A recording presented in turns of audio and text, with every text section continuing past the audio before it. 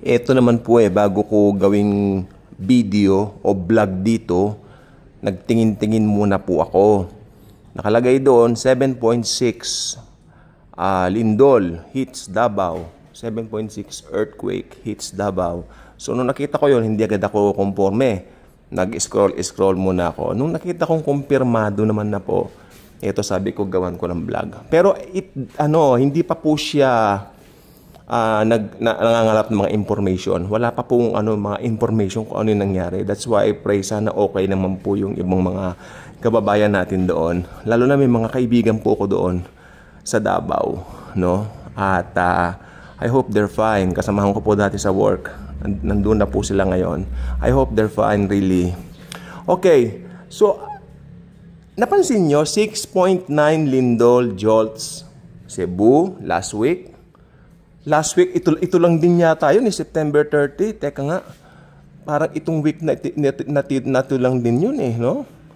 Oh, tingnan nyo. Nung September 30. Kailan ba yun? O, ayan. O, last week nga yun, September 30. Tapos ngayon, Davao naman po, 7.6. Mas malakas.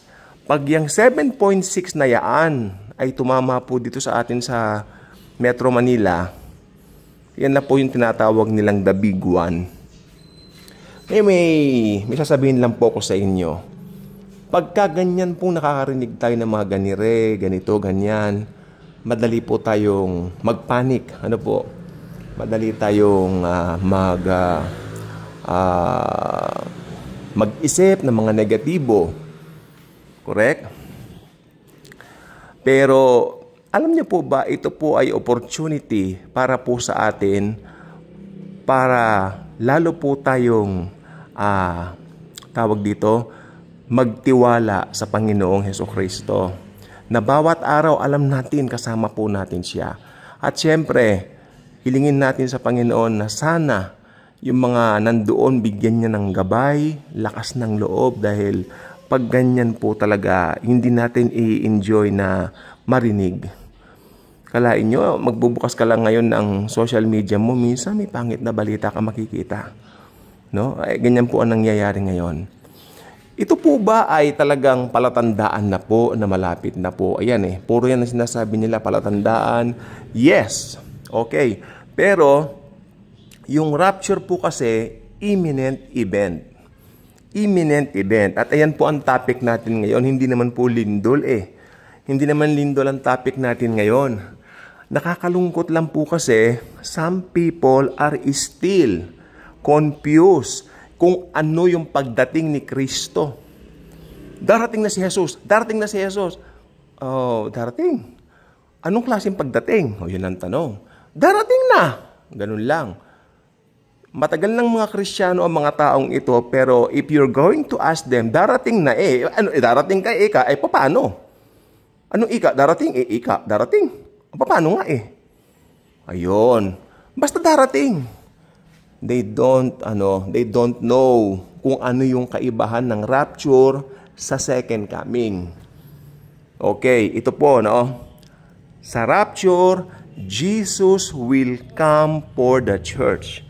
Jesus will come to get His church out of this world so that the church will not experience the wrath of God in the 7 years of tribulation. Sa kabilang banda naman po, ano naman po ang second coming? Maganda to. Jesus will come with His church to reign in the whole world. Mas bongga yun. Bonggacious, no? Kaya sabi ko nga po sa inyo, ang Panginoong Hesukristo merong dalawang pagdating. Una, hindi siya bababa. Nandun lang po siya, nakasuspend para sunduin ang mga believers. Yan po yung rapture of the church. Pangalawa, doon po siya bababa. Sabi ng aklat ng Zechariah, napakalinaw. Ang kanyang mga paa ay tatapak, di ba? Doon sa bundok ng mga olibo. At sabi niya, pagtapak ng kanyang mga paa doon, yung mga bundok doon ay mahahati. Ganon ka makapangyarihan si Jesus pagdating niya sa kanyang second coming. Hindi siya pinansin nung unang pagparito niya. He came as a baby. But not now. Sa second coming, darating siya sa Mount of Olives at doon mahahati yung bundok. Ganun siya makapangyarihan. Okay? At saka isa pa po. Napakasimple lang naman po talaga. No? Rightly dividing the scripture means everything sa pag-aaral ng Biblia. Okay? Kasi, mahirap po kasing mapaghalo-halo. Ako ganyan po ako dati na paghahalo-halo ko. Bakit dun sa Old Testament, binabasa pa rin nung dating pastor namin hindi yung dating pastor namin, yung mga napapakinggan ko sa, ayaw ko na magbanggit ng ng mga radio station eh. Oo, hindi yung dating pastor ko. Kasi yung dating pastor naman namin grace naman yun eh. Yung mga nakikinig po ko sa mga radio programs dati, ng mga Christian radio programs, humihingi po sila ng Lord, forgive me. Lord, forgive me. Tapos, until may nangaral, si Joseph Prince nga, sabi niya, ba't ka pa hihiling, pinatawad ka na nga. So yun, dun ko nakita yung rightly dividing the scriptures. At saka itinuro din po sa amin yung dating pastor namin. So yan, kasama po ito dito. Ito pong kaibahan ng rapture at saka sa second coming. Naunawaan ko po. No? Naunawaan ko po. So ito pong mga pangyayari itong nangyayari ngayon sa mundong ito. Since imminent po ang rapture, wala po siyang any signs. Wala siyang any signs. Yang lindol na yan, imminent yan, dumating, di ba? Di ba? May hinihintay din na imminent dito, pero sa pangalan ng Panginoon, wag namang mangyari yung the big one dito sa atin. Kasi ang laking abala niyan. Metro Manila ito, tapos biglang, di ba? Wag naman po nawa. I mean, sa pag-ibig ni Jesus, hindi papahintulot ni Lord yan. Sa lang yan, sa Great Tribulation na lang, i-reserve na lang sa Great Tribulation yan. Okay? At gusto kong malaman na sana, no? Gusto ko sabihin na sana malaman ninyo yung kaibahan ng dalawang ito. Kasi this sum up your way on how you react on things happening right now. Kabi-kabila pong lindol eh. Maaaring iba sabi, darating na, second coming. No, walang second coming kung walang rapture. Hindi pwede. Hindi pwede yun. Kasi talagang may 7 years pang nawawala na kailangan tuparin. Na kailangan matupad kakupusan na.